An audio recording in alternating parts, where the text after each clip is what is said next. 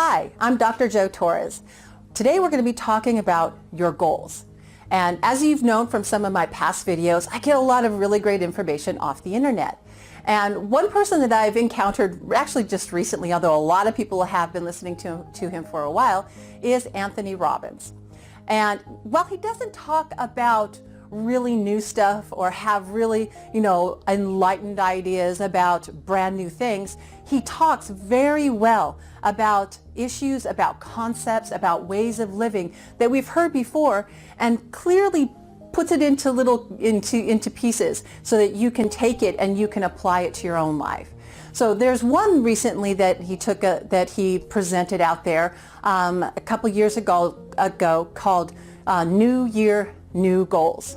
And what he's talking about in this particular video is that we often make resolutions like New Year's resolutions, but we don't stick to them because they're like out there. They're not connected to our lives in any way. And they're like resolutions, but they're not really something we're willing to change our lives about. He says that in order for you to be able to really reach your goals, you have to do three things. First, you need to have a vision. And we worked on that in the first unit where we were looking at your life purpose. So you have that. You've been working on that. So that is what you have to have first. And it has to be connected to you in some kind of emotional way. Remember those 5 points that I talked about in the last video? Who you are. What do you do? Who do you do it for? What do they need and want for you? And how are they transformed in that process? Well, especially that last one is what's going to connect you to the emotion that you have for that vision, for that purpose. So you need to be connected in some way, have an understanding of why that goal is important to you. So you've got to have that vision. You've got to be thinking about it. The second part of the three-part process that Tony talks about is that you have to have it be there for you when you have these moments of struggle. It has to be something emotional so that when you're struggling, you are able to connect to it and you have that understanding of why it's important to you. You want a better life for your family. You want a better career. You don't want a boring job. You've got to connect it back to you so that when you're struggling, you can go back and you can look at it. My husband goes to school and goes to work and he comes home and he often works like 10, 12 hours a day in labor intensive kind of work. And the last thing he wants to do is get on the computer and do his schoolwork. So he has to be motivated. I remind him about what he wants to do with his career. I remind him about he wants to own his own business. And so that helps motivate him. So somehow you have to have your vision, those goals that you have, connected to your life in an emotional way so that you can be invigorated and stimulated to get out there and act towards them. The third part is you have to revisit that vision and goal every single day. You've got to go back. You've got to keep focused on it so that, you might slide off. You might say, have a goal of doing really good in school, and then you get really tired and you don't want to do it.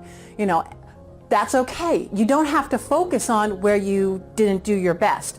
There's a saying that I have, it's called from this moment forward. And even though we learn from the past, we take our actions from this moment that we've made this determination to change something and we move forward from there.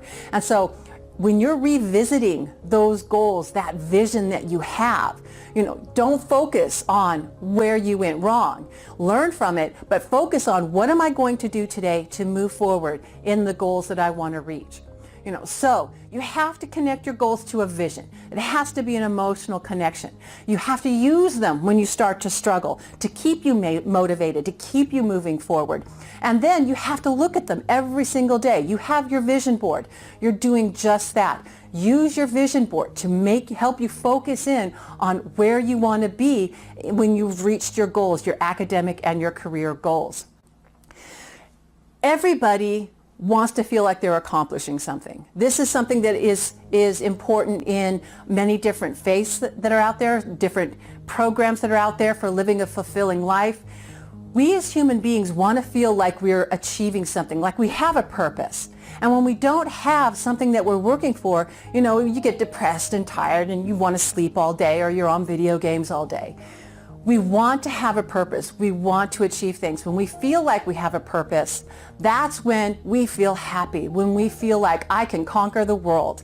When you have a purpose, it will change the way that you live your life. So you want to have these things happen, in order for you to fulfill those goals. So make your long-term goals, make those short-term goals that you need to do in order to reach those long-term goals. Connect your goals to your vision. Go back when you're struggling to that vision board so that you can look at it. You look at it every day, keep that excitement up, and before you know it, you will be there. You will be accomplishing those goals. You'll be at the end place. You'll be where you want to be, living your life, living your purpose, and feeling absolutely fantastic. Thank you so much.